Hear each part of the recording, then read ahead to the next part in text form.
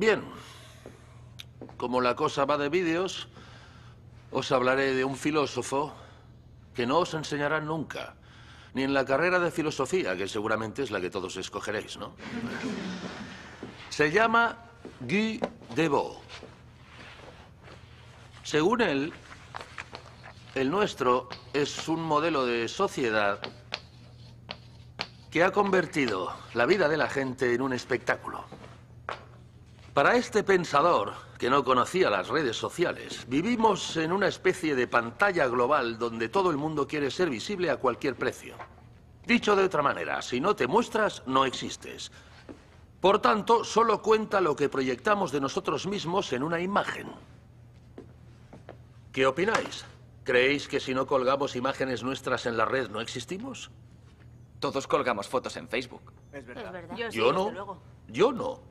Antes de tener un perfil en Facebook, prefiero que me cague un perro encima. No os riáis, no bromeo, no. A mí no me gusta, yo no quiero compartir mi vida con tanta gente. ¿Qué coño es eso? Es puro narcisismo. Todos colgando fotos, mirad qué vacaciones he pasado, mirad qué hijo más guapo tengo, ¿y a mí qué me importa? ¿De verdad no tenéis nada más que hacer que fotografiar vuestra vida y enseñársela a todos? ¿De qué sirve que todos estemos permanentemente informados de todo lo que hacemos? ¿Qué cojones es eso? ¿Dónde está nuestra privacidad? ¿Por qué tenemos que enseñar nuestras intimidades como si fuéramos monos de feria pelándonosla ante el público?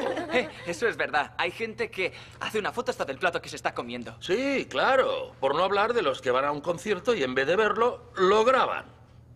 Dejad de mirar la vida a través de una cámara y disfrutadla con los ojos y todos los demás sentidos. Joder.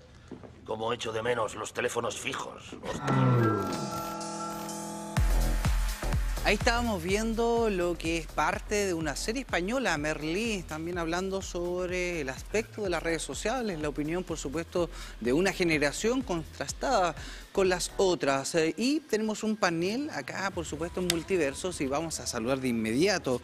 Saludamos a Manuel Antonio Baeza Rodríguez, sociólogo de la Universidad de Concepción.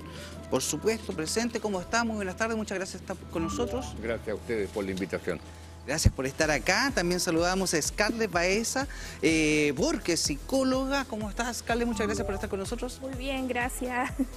También nos acompaña Marcelo Navarrete Contreras, asesor pedagógico tecnológico y socioemocional de la Universidad del Biobío, especialista en redes sociales. ¿Cómo estás, Marcelo? Hola, mucho gusto y muchas gracias por la invitación. No, gracias a ustedes por venir. Y bueno, de inmediato, ¿qué te pareció este extracto de Merlí? ¿Conocías la serie? Y conocía también la literatura de Guy Debord.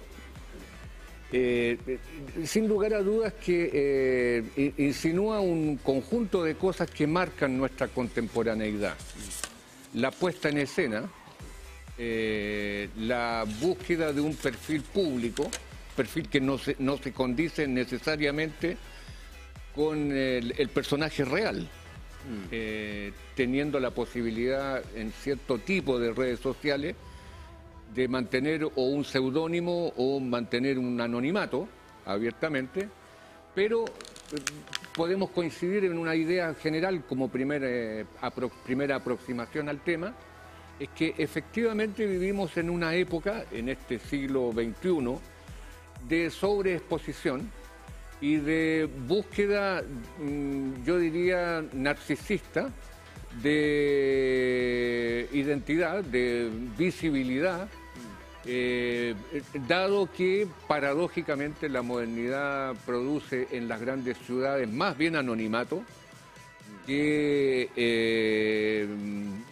identidad propiamente tal. El probar que yo existo es un tema problemático en nuestros días. Así que yo me quedaría también con la opinión crítica del profesor después de la opinión de Guy Debord. Sí, por supuesto. Bueno, entrando también es una materia que toca muy de cerca lo que proponía Huxley en su momento, o Orwell. Yo no sé si a ustedes les parece, igual les voy a seguir preguntando acerca si estamos más en 1984, en Mundo Feliz. Yo tengo mi propia opinión, pero al final de este programa los vamos a estar preguntando.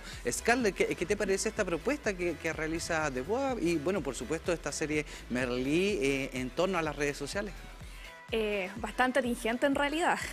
Merlí igual es una serie ya hace unos años pero predice mucho en realidad lo que incluso tenemos en la actualidad, porque efectivamente, si bien antes de las redes sociales hablábamos todo de una identidad psicosocial, ahora también tenemos identidades digitales.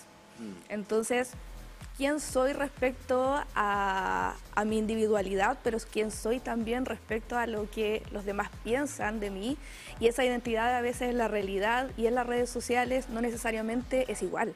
Entonces ahí es donde viene todo este tema de cómo quiero que me vean, cómo en realidad si coincide esta imagen que quiero mostrar de mí con quién soy realmente. Las expectativas también de quién quiero ser, y todo eso igual de repente en niños, adolescentes y en adultos convergen en situaciones complejas en torno a la autoestima y el autoconcepto. Sí, yo creo que profundiza y confunde un poco el panorama, porque aquí dentro de las redes sociales tenemos personajes, les llamo yo, personas que activamente participan en las redes sociales y que informan de lo que están haciendo. Otras personas buscan que los demás se informen de lo que ellos están haciendo. Otras personas que no informan nada, no quieren que se informen, pero ven ahí todo. Ven la historia, saben todo, pero no participan, no suben ni una foto, como decía el profesor. Entonces, tenemos varias conductas que llaman un poco la atención. O sea, a mí me sorprende esa gente que no por redes sociales, pero participa. No, yo te vi esta historia el otro día, te vi acá el otro día. Oye, pero no me comentaste. Oye, pero si tú no sos... No, es que yo reviso nomás. No, yo reviso. Yo me imagino a esa persona revisando, sin interactuar. No sé, me llama un poco la atención. Son comportamientos, Marcelo, que también se van desarrollando, va cambiando un poco el paradigma, como decía Scarlett. Así es. Bueno, partiendo de la base de que las redes sociales desde sus inicios, partimos de la base que son redes sociales digitales. Fueron creadas con la finalidad de establecer contacto, de mantener contacto con personas que inicialmente no veía y que anteriormente, no sé, nos contactábamos por telegrama, perdón por la calle Carnet, y me mira a mí, por carta, señales de humo, etcétera. Buscando la guía telefónica. La guía telefónica, sí, claro. Está un mundo encontrar a alguien, si no recuerdo. Después ya fue un poco más inmediato con el fax, el llamado telefónico, etcétera. Pero sin embargo, el Viper creo que es la primera alarma vibratoria que la gente con conocimiento se... Y de ahí viene el sentido de la urgencia, porque el Viper tenía que ver con que te necesito urgente ahora ya, y el Viper vibraba. Bueno, en definitiva las redes sociales aparecieron en esta vorágine del mundo de querer estar presente, de conectarse, de volver a tomar contacto con otras personas, pero al parecer, de acuerdo a lo que dice aquí la serie Merlí, se nos ha ido de las manos. Hemos confundido de alguna manera la persona que somos con la persona que queremos proyectar, esta suerte de self que está difusa.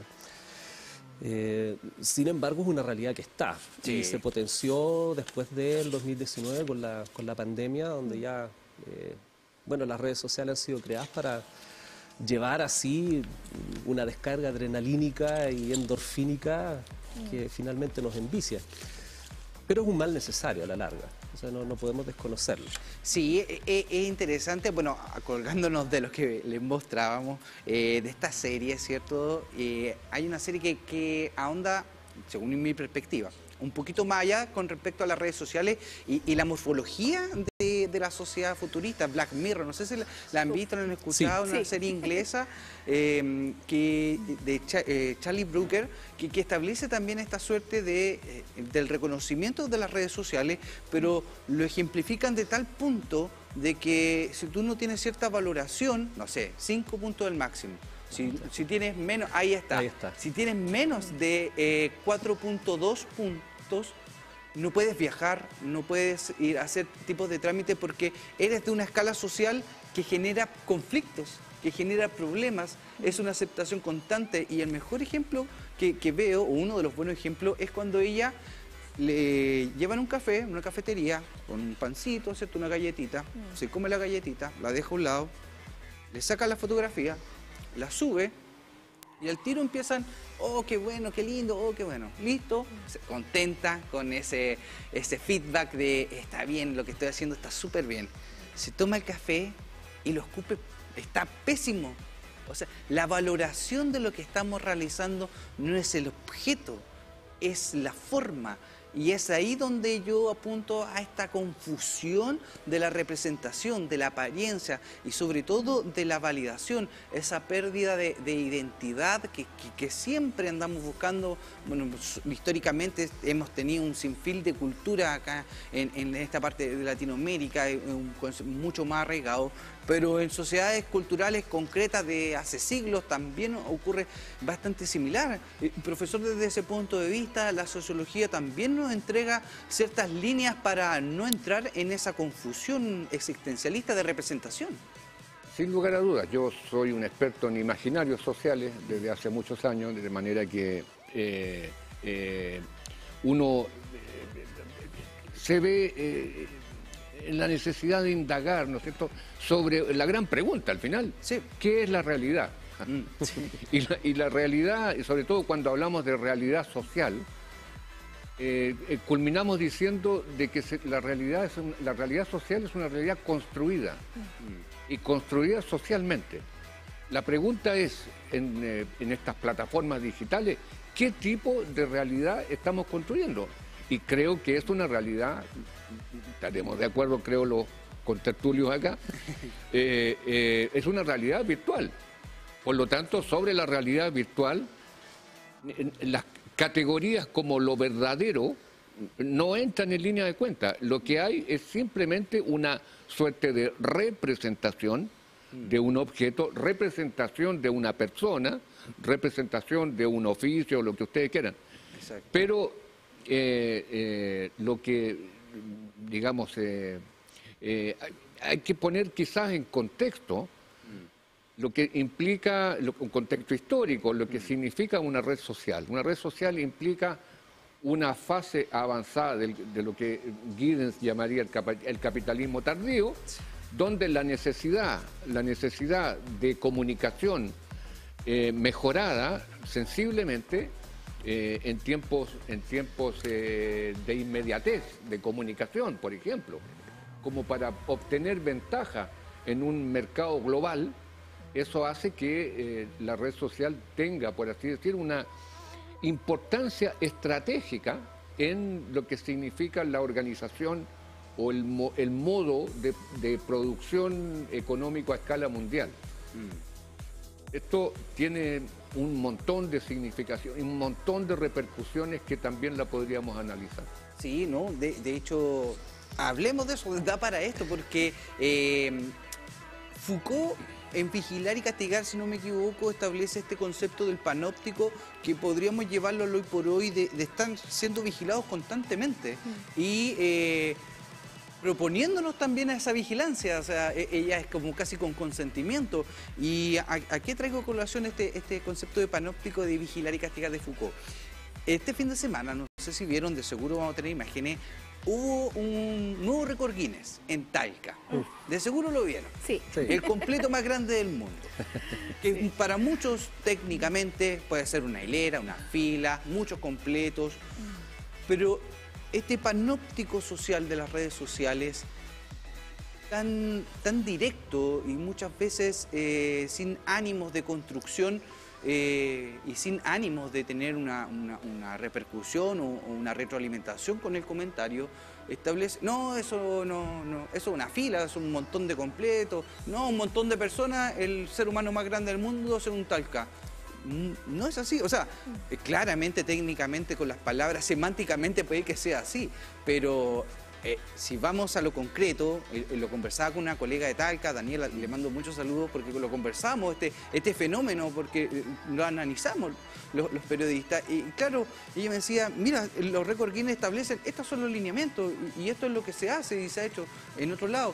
Yo creo, Flavio, que esto va por parte de un estigma de lo que ha pasado en Talca, porque si se hubiera hecho en otra parte, Linares, no sé, en La Serena, quizás no hubiera tenido tanta la repercusión que hubiera tenido como Talca. A eso voy yo un poco, Scarlett, a esta figura del panóptico que significa una red social que te vigila y que también te castiga. Pasa bastante porque con las redes sociales también se genera como un pseudo anonimato. Al final, nos escondemos detrás de, Y cuando vemos que hay otras personas que pudiesen opinar lo mismo que probablemente yo no me atrevería a decir en persona, claro, se genera una red, se potencia bastante y en realidad, si somos bastante sinceros, realistas, lo que no queremos decir siempre va a raíz como un poco de la destrucción, casi como dice esto, como no algo constructivo, algo más bien destructivo, de ridiculizar también esta situación, porque de hecho hasta creo, tengo entendido que se había hecho en otras partes de Chile, ¿Sí? y nunca se había hablado del tema, pero ahora fue porque fue Talca, entonces... Desde ahí surge mucho esto de que si bien tenemos nuestro perfil, de repente hay gente que tiene el perfil abierto, ¿verdad? Donde puede ver uno toda la vida de la persona, pero todavía hay como un pseudo anonimato, porque estoy detrás de, no veo realmente lo que estoy generando con mi intención en un otro, no veo la reacción de un otro, no veo la emoción de un otro, entonces eso también me hace generar como una ignorancia respecto a lo que causa mi acción. Entonces por eso genera como dentro de este pseudo anonimato, probablemente pudiese tener más valor de decir o hacer otras cosas en redes sociales que no me atrevería a decir o hacer en la vida real. Sí, bueno, haciendo un paréntesis, me acordé igual los procesos judiciales también han tenido varios problemas con respecto a la representación en redes sociales. Si realmente dijo esto, lo amenazaste o no lo amenazaste, ahí también hay que avanzar en esa materia. Y mientras lo comentaban, me acuerdo también de esta otra patita que tienen las redes sociales, que son las emociones. ¿Cómo nos sentimos con las emociones, Marcelo? ¿Realmente cuando una persona nos insulta en redes sociales, nos sentimos insultados o insultamos a la otra persona? ¿Qué pasa con nuestras emociones desde el punto de vista claramente interior? Bueno, desde ese punto de vista hay una deconstrucción de las emociones y también se ha visto que hay una dualidad. O sea, tal como decía la colega, detrás de un teclado generalmente somos más valientes, ¿sí? Bueno, nos atrevemos a decir más cosas porque hay un perfil, hay un avatar que nos representa bajo un seudónimo y finalmente hay personas que abusan un poco de eso, que tienen que ver un poco como con esta suerte de ciudadanía en la aldea digital. En qué tan responsables somos de lo que decimos, de lo que hacemos, de lo que dejamos de decir. Y esta suerte de proyección de la realidad presencial a la realidad virtual no conversan. A propósito de esto de los memes, que tú traías a colación por lo de, sí, por supuesto. Por lo de Talca. Debo defender los memes. Debo defenderlos. El meme tiene esta cosa rica entre poner en evidencia una realidad desde la emocionalidad del sarcasmo, ¿ya? Pero sigue siendo una realidad, ¿ya? Sigue siendo un contexto más bien irrisorio, pero es un meme, ¿vale? O sea, tiene un trasfondo, construimos realidad y todo, pero sigue siendo un meme. Entonces es como que viéramos, no sé, a Ledo Caroe hablando acerca de algo, pero su discurso no construye nuestra realidad, ¿ya? El meme tiene como el mismo poder, tiene el mismo poder comunicacional, pero el objetivo es reírnos. Entonces cuando sale esto del completo, un completo tras otro, un gato tras otro, el gato más grande del mundo, sí, Talca, se despertó mucha suspicacia detrás de esto. Sin embargo, uno de los objetivos de las comunicaciones tiene que ver con la entretención. Y el meme es eso, hay gente que le sale el meme pero de una. El meme auditivo, o el meme sticker visual, también, hay gente buena para los stickers. La creatividad que ha salido ahí. Sí. Acá tenemos un stickero profesional también en el canal. Le mandamos saludos al estiquero profesional. Y claro, y todo dentro de estos conceptos que se van generando y claramente van teniendo significado, o sea, nos entregan, pero de qué manera la gente nos podemos construir con esto. Solamente buscar la sociedad de manera para el desarrollo, muchas veces a ayudarnos, a atenuarnos, pero otras veces también de diversión. Pero claramente hay cosas que superan toda expectativa, toda realidad desde el punto de vista de la sociología, por ejemplo, en la relación de cómo hacemos esta bajada en torno al consumo, al propio consumo, que también vino a ser algo preocupante, y dentro de las propias redes sociales dijeron, sí, hemos estado teniendo problemas con el tipo de productos datos que estamos presentando porque generan ciertos niveles de adicción. El scroll, si usted busca en Google qué significa hacer un scroll, también tiene un proceso cognitivo, químico, de hecho, en el cerebro, emocional, por supuesto, Marcelo, y que, claro, no entienden y generan ahora adictos a las redes sociales. Bueno, ¿cómo podemos entender eso? Respecto de adicciones, está el famoso síndrome FOMO. El síndrome FOMO, que consiste en simplemente esta especie de temor constante a no estar al día en la última versión de la noticia que circula en redes sociales, lo que hace que yo tengo que estar constantemente pendiente de mi celular o de mi computador, qué sé yo. Y lo otro que surgió como un neologismo, que yo lo encuentro realmente una patología compleja, que es el fobbing. El fobbing, o lo que se tradujo al castellano con otro neologismo, que es el ningufoneo. El ningufoneo significa, en el fondo, hacer abstracción de todo mi entorno y solamente concentrarme en el teléfono, que es una actitud que nosotros vemos no solamente en jóvenes y en adolescentes hoy día, sino esta especie de omisión, esta especie de autoaislamiento del mundo, como para simplemente concentrarse toda la atención del mundo en la mensajería, claro, o lo que implica la red a la cual estoy adscrito. Esto desde el punto de vista de la psicología, ustedes lo dirán mejor que nosotros, digamos, los sociólogos, pero es patología. Es realmente un tema inquietante en el sentido de la salud pública. ¿Cuánto es el efecto de este tipo de situaciones en el deterioro constatado de la salud mental hoy en países como el nuestro? Es algo que lo dirán los médicos, pero sin duda alguna que tiene aspectos muy inquietantes por ese, si lo observamos el fenómeno desde ese punto de vista. Aunque voy a terminar con una salvedad. Sí. Yo creo que hablar de redes sociales en su conjunto también acarrea ciertas dificultades. Creo que hay que hacer distinciones entre el uso del WhatsApp, el Facebook, el Instagram, etcétera, etcétera. De hecho, Manuel, iba justo a lo mismo, porque luego de un tiempo de desarrollo, estas aplicaciones, plataformas, generan un cierto de registro de cuánto estamos usando. Y ahí las personas nos empezamos a enterar, 20 minutos, media hora, hoy ocupo 2 horas, 2 horas. ¿Cómo lo haces? No, yo todos los días. ¿Y te alcanza el día? Sí. Entonces, claro, hoy uno va entendiendo lo que también apuntas tú, Manuel, ciertas aplicaciones también que van entendiendo, y claro, hay procesos judiciales en curso, por ejemplo, el metaverso, muy también, lamentablemente, ha incurrido en eso, los datos de todos los usuarios que son usados por las empresas para generar contenidos que nosotros mismos veamos. Entonces hay un sinfín también de situaciones que no es bueno generalizar, sino también analizar. Y vamos a seguir analizando este tema porque está muy interesante en redes sociales. Un saludo para todas las personas que nos están viendo en Facebook, Instagram. Síganlo viendo, lo están haciendo bien porque nos estamos informando. Hacemos una pausa y ya volvemos a Multiverso.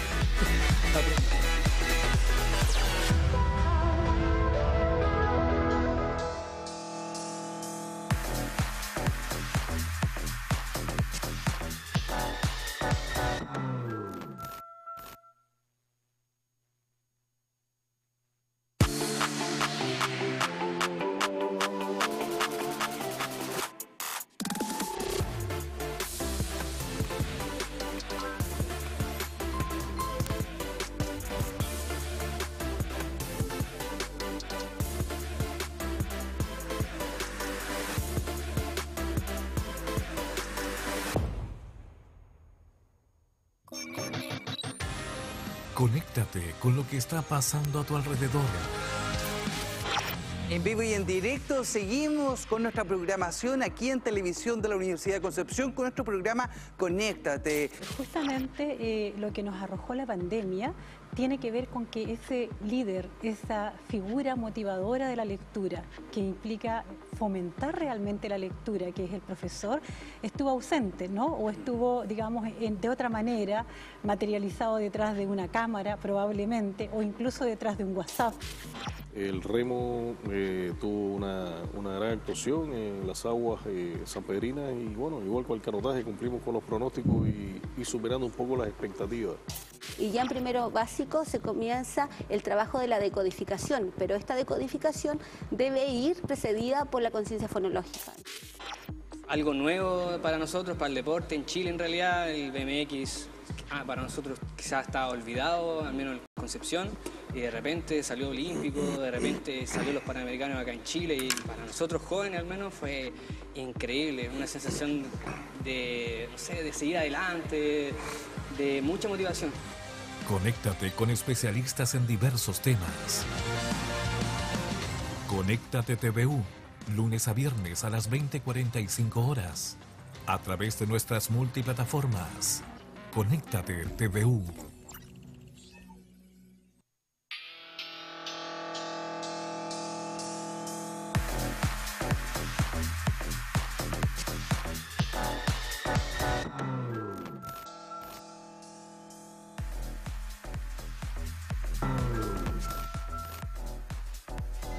Es lunes, 7 de la mañana. Te despiertas, pero no te levantas. Sacas tu teléfono. ¿Cuál es tu aplicación preferida? ¿Instagram? ¿TikTok? ¿YouTube? ¿Facebook? Probablemente veas uno de nuestros videos en YouTube, o tal vez incluso dos. Finalmente te levantas de la cama y vas al baño a cepillarte los dientes. Sacas tu teléfono mientras te cepillas los dientes. Claro, es TikTok. Como TikTok es corto, puede ver algunos videos antes de prepararse para el trabajo. Este ciclo continúa una y otra vez. Eres adicto. Según Forbes, en 2022, el ciudadano promedio pasó más de 1.300 horas en las redes sociales.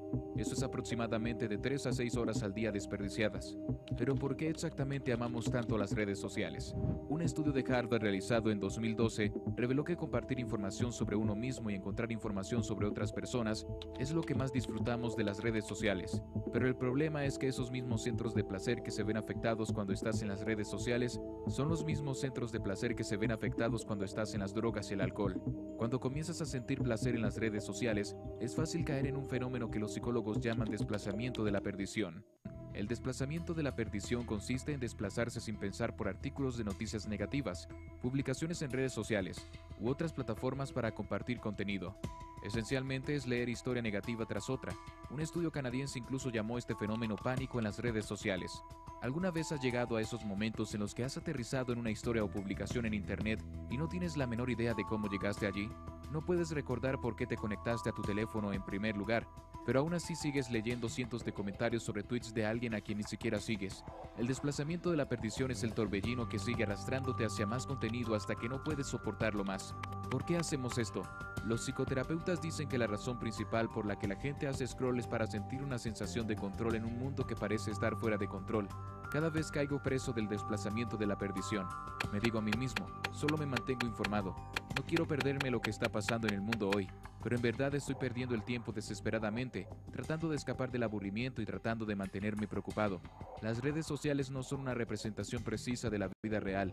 El cuerpo perfecto, la familia perfecta, la vida perfecta. Todos sabemos esto, pero de alguna manera todavía nos comparamos con estas personas. Es curioso cómo las redes sociales, el mecanismo que se supone que nos acerca más, es lo que nos mantiene alejados de las personas más cercanas a nosotros. Es más probable que publiquemos una foto a que tengamos una conversación. Estamos en plataformas con millones de personas, pero de alguna manera nos sentimos solos. Entonces, para comprender qué le sucede a nuestro cerebro después de 372 días sin redes sociales, echemos un vistazo al neurotransmisor responsable del placer. Dopamina es la hormona que te hace sentir bien. Cada vez que te sientes feliz, emocionado y motivado, se libera dopamina y se estimulan los centros de placer de tu cerebro. Una sobreproducción de dopamina ocurre cuando hay un uso excesivo de estimulantes como las drogas y el alcohol. Tu cerebro comienza a acostumbrarse a los altos niveles de dopamina y querrá permanecer en este nivel, razón por la cual las personas se vuelven adictas. Ahora necesitas permanecer en las redes sociales aún más tiempo para obtener el mismo subidón.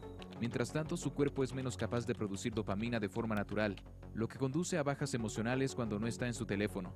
El problema de que las redes sociales influyan en los niveles de dopamina de tu cerebro es que, a diferencia de las drogas y el alcohol, las redes sociales son fácilmente accesibles y su suministro es infinito. Nunca te quedas sin TikToks, memes o nuevas razones para que te quedes pegado a tu teléfono, y en la superficie parece inofensivo. Pero una vez que tus niveles de dopamina se desequilibran, te conviertes en un zombie, más irritable, menos concentrado, y en última instancia de vuelta con tu teléfono una vez más. Ahora imagina esto, vivir una vida sin redes sociales. Como ninguno de ustedes hace esto, lo que le sucede a su cerebro después de 372 días sin redes sociales es esto. Las células cerebrales tienen la capacidad de regenerarse. Con el tiempo, cualquier célula que dañe debido a la sobreestimulación de la dopamina eventualmente se regenerará. Después de 12 meses de abstinencia, los niveles del transportador de dopamina en la región de recompensa del cerebro regresan a su función casi normal. En español, esto significa que sentirás niveles más altos de felicidad. Entonces, ¿qué te hace esto como persona? Tendrás más tiempo libre. Imagínense todo el tiempo desperdiciado desplazándose por artículos enojados sobre política, video de gatos que se caen y siendo absorbido por videos desperdiciados todo el tiempo. Ya no tendrás FOMO, serás menos competitivo y en esencia estarás más conectado con tu mundo. Somos una generación de personas ansiosas y deprimidas. Tanto es así que es literalmente una tendencia a estar deprimido y ansioso en este punto. No cedas a las normas sociales. No solo mires este video, haz algo al respecto. Entonces, ¿por qué dije 372 en lugar de 365 días? Porque necesita hacer un esfuerzo adicional por los hábitos que desea crear. 365 días es un hito, pero los 362 es una transformación de estilo de vida. Aquí está mi desafío para ti. Pasa 3 días sin redes sociales. Un viaje de 1000 millas comienza con un solo paso. Para aquellos de ustedes que no pueden hacer eso, simplemente no dejen que TikTok sea lo primero a lo que miren tus ojos cuando te despiertas. Sal a correr, lee un libro, haz algo que nuestra generación normalmente no haría, porque al final la grandeza comienza donde termina la comodidad. Hice esa cita yo mismo. Espero que te guste. Ahí estaba lo que fue un video de esto de la Deutsche Welle. Saludamos, buena frase ahí del colega, bueno, las personas que trabajaron en ese material. Y bueno, conversábamos mientras veíamos esto y también en la pausa acerca de, claro, estas cifras desde hace bastantes años nos vienen alertando, pero hay una situación justamente con ellas, niños y niñas que hemos visto las últimas noticias, estudios, Scarlett, sobre cierta desregulación emocional por estar mucho con el celular, no redes sociales, sino juegos, pero sin embargo entendemos que tanto las redes sociales, las aplicaciones, tienen una estructura que genera ciertos tipos de adicción y pues sobre todo en niños y niñas, desde el punto de vista de la psicología, ¿cómo lo están viendo ustedes analizando este tema de las redes sociales en niños y niñas? Es complejo, realmente complejo, porque el tema del celular como tal, si dejamos un poco de lado las redes sociales a temprana edad, generan un daño bastante complejo, es un círculo vicioso en realidad a nivel de instauración familiar, porque como hablábamos acá en los comerciales un poco, de repente los papás igual sufren de un estrés parental importante, sobre todo como a raíz de, bueno, las redes sociales también nos permiten tener mucha información a la mano, mucha, y tienen un algoritmo, o sea, si yo estoy buscando cómo ser buen papá, probablemente me van a salir después un montón de artículos todo el tiempo de cómo ser buen papá. Entonces eso genera estrés parental, querer siempre ser muy bueno en lo que hago, y el estrés parental conduce obviamente a mayor agobio, y en el agobio de repente necesitamos un escape, un descanso, y ahí está el celular, ¿cierto? O sea, si dejo un ratito jugando a mi hijo en el celular, probablemente voy a poder terminar de hacer esto que estoy haciendo, porque probablemente está mañoso, está llorando, y el celular es atractivo, o sea, tiene luces, tiene juegos, tiene sonidos, tiene todo el alcance, entonces desde ahí es muy, muy, muy fácil que el niño se atrape fácilmente, y obviamente como los papás se ven con mucho mayor tiempo, le damos un poco más de tiempo al celular con los niños y empezamos a generar como esta conducta adictiva. El problema es que cuando ya queremos o vemos que esto es un problema y le retiramos el celular, cuando ya se genera una cotidianidad y una adicción, tenemos estas desregulaciones emocionales porque, tal cual como decía el video que estábamos mostrando, se genera como esta adicción, y a cualquier persona que genera algún tipo de adicción le quitamos lo que le está generando este placer inmediato o esta recompensa inmediata, y vamos a tener una descompensación emocional importante, una desregulación, lo vamos a querer de vuelta. Bueno, ¿qué dicen los derechos de la infancia? A propósito de que estamos en las semanas de la infancia, creo que también tiene mucho que decir con respecto a esto. O sea, esto es una responsabilidad, creo que no solamente de padres, madres, tutores o niños y niñas, sino de una sociedad entera, de que tenemos que tener esa empatía por madre, padres que, claro, como tú bien dices, Scarlett, necesitan un tiempo de descanso, para hacer otras cosas o descansar simplemente, pero eso no se puede transformar en pasar una adicción a un niño o una niña que, entendiendo que nosotros tampoco somos muy expertos en regularnos un poco, o sea, en esa casi nula regulación del mundo adulto con las redes sociales o con el celular principalmente, o sea, lo que se extrapola a un niño o una niña debe ser aún mayor. Marcelo, ¿cómo se ve desde ese punto de vista, entendiendo también que muchos niños y niñas no saben leer ni escribir, y aún así se genera este tipo de adicción? Reconocen íconos, YouTube, sin siquiera saber leer. ¿Cómo lo podemos entender también y qué hacer en el momento en que quizá ha pasado una hora? Hijo, hija, ¿sabe qué? Pésame el celular, vamos a hacer las tareas o vamos a salir a jugar. Incluso esos panoramas ya no sirven, hay que volver a esto. ¿Cómo entendemos? Muchas familias que quizás nos están viendo están pasando por esta situación. Sí, bueno, hay hartas patitas detrás de esto. La primera, y la que, como para ofrecer un contrapunto en esta variable, tiene que ver con un cambio generacional. No es lo mismo hablar de una generación más boomer, X, Z, etcétera, donde los cerebros son distintos. Entonces, hoy en día, ya sea por una cuestión más bien genética o epigenética o por adaptación, los cerebros de los niños son distintos. Por lo tanto, esta suerte de nacer con una característica muy multitask, muy asociada a hacer muchas labores al mismo tiempo, reconocimiento audiovisual que está como muy a flor de piel. De ahí nace el concepto de ser nativos digitales. Ser nativo digital no tiene que ver con ser responsable digitalmente. Sí, eso... Pero sí, o sea, al ser nativo digital, en el entendido que las redes sociales en sí están diseñadas para el reconocimiento iconográfico. O sea, reconocer colores, reconocer formas, están hechas para eso. Ahora, un poco lo que tú decías, ¿qué hacer en el caso de que la niñez no quiera soltar la tablet, no quiera soltar el celular, no quiera dejar de ver televisión?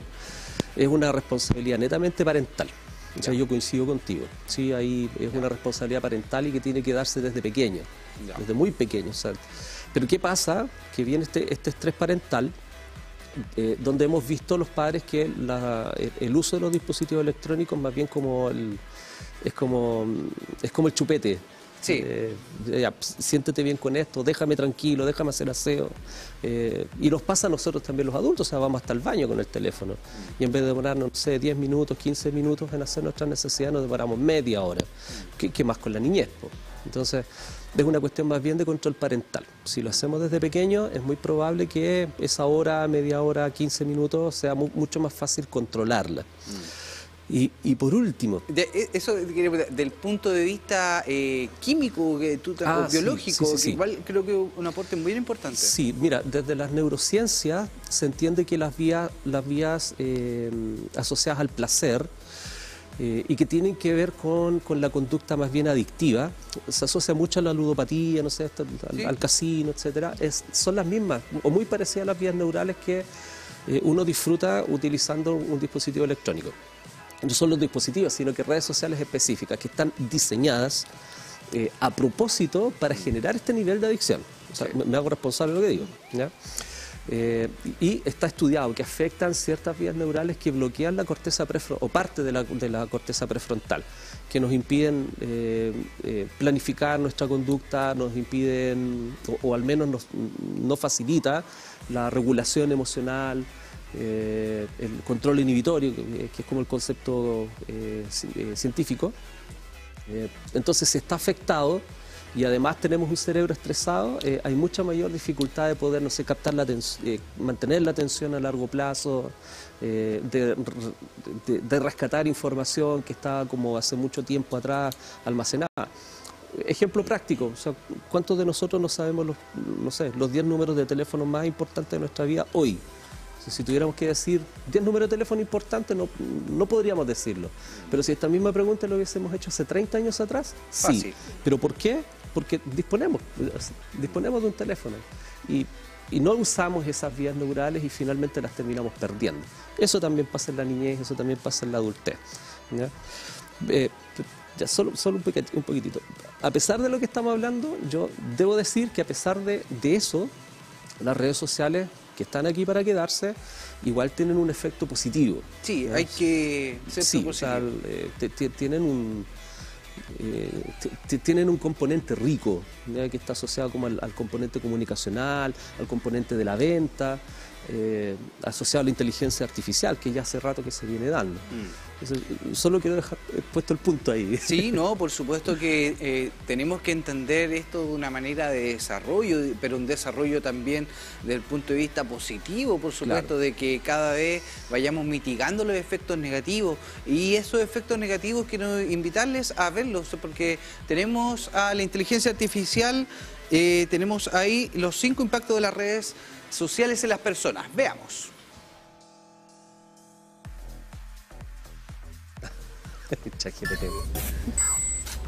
Y aquí estamos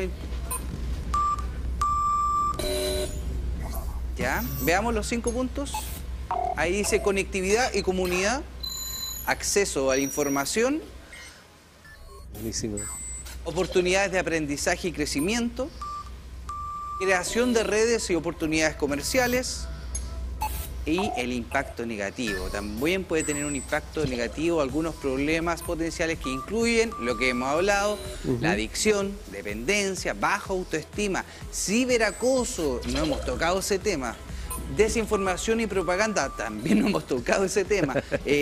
Sí, nos da para unos 4 multiversos seguir hablando, yo no tengo ningún problema, me encanta hablar de esto porque es una materia que hoy por hoy es un tabú moderno, es un tabú moderno que nadie quiere tomar una decisión, nadie, me refiero a las autoridades, los conglomerados, las personas que nosotros elegimos democráticamente para que de alguna u otra manera vayan delimitando y dirigiendo. Y claro, el acceso, la información, la conectividad, todo eso que repasamos a una muy buena hora y claramente Manuel esto nos entregó en su momento este reencuentro con compañeros, compañeras de la básica, con profesoras, profesores e incluso con vecinos, vecinas de que vivimos en otras ciudades, nos pudimos conectar y claro, eso fue quizás lo lindo, pero también tenemos desafíos desde el punto de vista de la sociología, el ciberacoso, la desinformación que nos entrega una realidad que ni siquiera es real, no lo podemos ni verificar.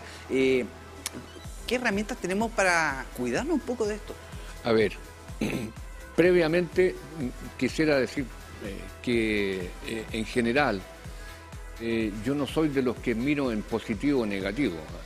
Yo lo que pienso es que una herramienta como las redes sociales son eso. El problema está en el uso. Exacto. El problema está en el uso. Es tan absurdo como culpar al viñatero porque hay demasiada gente borracha, claro, digamos. Hay una cosa no conduce necesariamente a la otra. Esa es la primera cosa.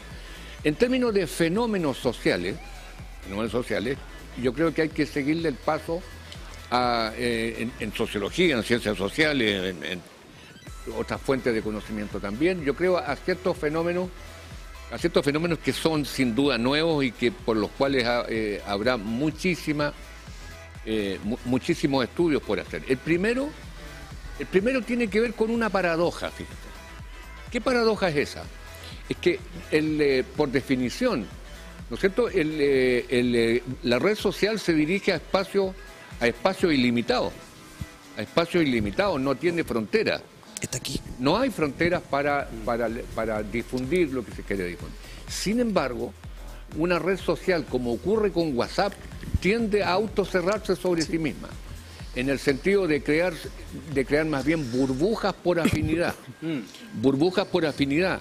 Las personas por categorías temáticas pueden crear redes que tienen que ver con afinidades políticas, afinidades religiosas, tienen que ver con el ocio, tienen que ver con el deporte, tienen que ver con lo que ustedes quieran. Eso restringe sin lugar a dudas a grupos, digamos, relativamente acotados de personas que comparten esa afinidad, que comparten esos gustos, que comparten esas preferencias. Ese me parece un primer fenómeno por ver. El segundo tiene que ver necesariamente con, yo diría, el tema de la red social asociado a la inteligencia artificial. Es decir, lo que implica el peso del algoritmo, ¿no es cierto?, en nuestras preferencias, en nuestras opciones, de una forma bastante invasiva, bastante violenta, a través del teléfono celular, ¿no es cierto?, donde ciertas opiniones vertidas por uno mismo, en tanto que usuario, conducen casi de manera espontánea y muy rápida hacia la orientación de distintos tipos de publicidad que te llegan al teléfono, etcétera, etcétera. Ese es un segundo tema que no tiene, por supuesto, sino años por delante para saber hacia dónde vamos. No estoy tan seguro que sea Orwell 1984, tengo algunas reservas ahí, o el panóptico, ¿no? Tengo algunas reservas ahí. Mira, nos quedan un poquito minutitos, nos avisa nuestro querido director Manuel, para ir justamente terminar. Y la última cosa es el tema de la veracidad o no de la información que circula, claro, que es el famoso fake news. Pero me quedo hasta ahí. Sería Huxley, sería Mundo Feliz. Bueno, frente a eso, de seguro ustedes en su casa leyeron alguna vez Un Mundo Feliz de Aldous Huxley o a George Orwell de 1984, que proponían estas dos ideas distópicas de una sociedad futurista. Una llena de miedo, terror, otra llenísima de información. Y bueno, Huxley le decía, vamos a amar nuestra esclavitud. Y claro, acá tenemos un poquito de ambos. Obvio, en nuestra sociedad estamos bombardeados de información que no sabemos si son reales o no. Bombardeados muchas veces de terror que no sabemos si son reales o no. Marcelo, ¿cómo lo ves tú en esta sociedad que también está muy ligada, ya no está tan ligada a las redes sociales, es parte de, como tú bien dijiste, llegaron para quedarse? Más 1984, más Un Mundo Feliz. ¿Por dónde tenemos que tener la atención? Coincido con la postura del profesor. Yo creo que esto no es una cosa más bien dicotómica, sino desde qué postura yo me pongo a analizar el fenómeno. Lo que sí diría es que estamos en una época en la que hay muchísima información disponible. Pero información no quiere decir necesariamente conocimiento. Exacto. Y ahí está el punto. Entonces, de pronto el acceso a tanta información, o sea, es ver un poco el TikTok, el Twitter, X, es scroll, y hay contenido buenísimo, y hay contenido basura, pero hay mucha información. Entonces, el ser humano, en general, tenemos que estar súper capacitados ya para saber discriminar qué información me hace bien, qué información me hace mal. Y entender que hay información que va a impactar positivamente en mis decisiones a diario, en mis emociones a diario y en mis conductas a diario. Y ahí estamos. O sea, yo creo que esa es la discusión como primigenia. O sea, ¿hacia dónde vamos? Dependiendo de lo que yo consuma, es que los próximos 5 o 10 años van a tener un buen vaticinio, pero si consumo información que es malísima, que va a afectar negativamente a mi emocionalidad, a la forma en que estoy alimentando mi mente, entonces... Pero es una decisión. Sí. Y además, bueno, voy acá sin ser como muy conspiranoico con esto, pero hay muchas decisiones que nosotros no las vemos que están siendo tomadas desde la inteligencia artificial. O sea, nosotros le damos permiso a los dispositivos, y no hablemos solo del teléfono, porque estamos hablando del televisor, bueno, todo aquello que uno va conduciendo y tiene acceso al Apple CarPlay, al Android Auto, y va escuchando nuestras rutas, va escuchando lo que cantamos, va ingresando datos, rescata datos, y en función de eso direccionan nuestras decisiones. O sea, es así, o sea, el algoritmo está construido así. Las redes sociales están construidas así. Uno ve un par de reels y de pronto está bombardeado con temáticas similares. Entonces, de ahí la importancia de ser consciente de qué información uno consume y qué deja de consumir. Sí, y siempre estar con lo que decía el profesor, el uso es la responsabilidad o los principales puntos hay que tener la preocupación, porque mediante el uso vamos a poder darle una forma mucho mejor, mucho más positiva para uno, y quizás también resguardarnos de muchas veces esas consecuencias negativas que veíamos acá, y también informarnos, o sea, y conocer, estudiar a lo que estamos. O sea, si usted va a descargar TikTok o cualquier otra aplicación, buscar qué es TikTok, qué función tiene. No va a quedar como tonto, nada. De hecho, eso va a ayudar a mucho, y sobre todo, Scarlett, con lo que conversábamos, también con las primeras edades, que mucha vinculación tienen. Y claro, la responsabilidad está en el uso. El problema no son las redes sociales propiamente tal, o una persona que creó un juego que es un boom para los niños y niñas, sino en los tiempos, y estar conscientes también de las consecuencias, la información que también tenemos que tener desde el punto de vista de la psicología. Sí, de hecho, ahí es súper importante hacer como la distinción, como quizá un cambio solamente del concepto del controlar versus el supervisar. Porque es súper importante eso, desde cuando, claro, tenemos niños muy pequeños, sí va a haber un control, ¿verdad? O sea, saber que si te estoy dejando 15 minutos, yo voy a controlar que sean los 15 minutos, pero a medida que estos niños van creciendo, se van volviendo adolescentes, es súper importante el respeto de la privacidad. De repente ahí sale mucho la contingencia de, ¿está bien tener todas las contraseñas de mi hijo o no? Y ahí es donde, estamos como en una línea muy delgada de traspaso de esa privacidad, pero cómo le enseño también a cuidar su privacidad. Entonces, en ese sentido, es muy importante hacer esta distinción de control versus supervisión, porque llegamos a un punto en que, como papás, hay que supervisar. También hay que entender, como bien decían acá los compañeros panelistas, en este sentido, las redes sociales están acá, no se van a ir, y por lo cual ir en contra de esto y prohibirlas es totalmente erróneo, claro, para la situación, en la realidad en la que estamos al día de hoy, y por lo tanto la orientación siempre para los papás acá, cuando ya van creciendo estos hijos, es a supervisar. O sea, yo entiendo cuál es tu espacio, respeto tu espacio, pero en la medida que conversemos, de que yo también conozca tu mundo y podamos tener como esta relación más naturalizada de las redes sociales y no en contra de las redes sociales, vamos a abrir un canal de comunicación súper importante con nuestros adolescentes. Por ende, no vamos a tener estos adolescentes que están ocultándose todo el tiempo, haciendo segundas cuentas, teniendo una vida totalmente oculta de los papás. Entonces, de ahí es más supervisar, te acompaño en lo que tú estás haciendo. Confianza. Claro, confío en esto, versus el controlar, que es estar totalmente encima, y eso hace que los adolescentes se nos escapen. Perfecto, muy buena reflexión y por supuesto miradas, alineamientos que tenemos que entender.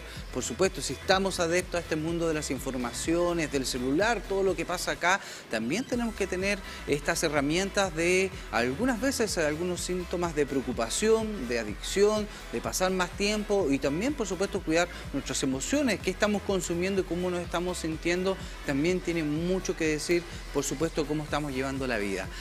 Finalizamos entonces este Conéctate, ya son las 5:30 de la tarde en vivo, en directo, no, se nos pasó, pero el tiempo volando, hablando de redes sociales más encima. No, pero está súper bien, súper bien. No, genial. Agradecidos también a Manuel Antonio Baeza Rodríguez, sociólogo de la Universidad de Concepción. Profesor, muchas gracias por haber estado con nosotros hoy.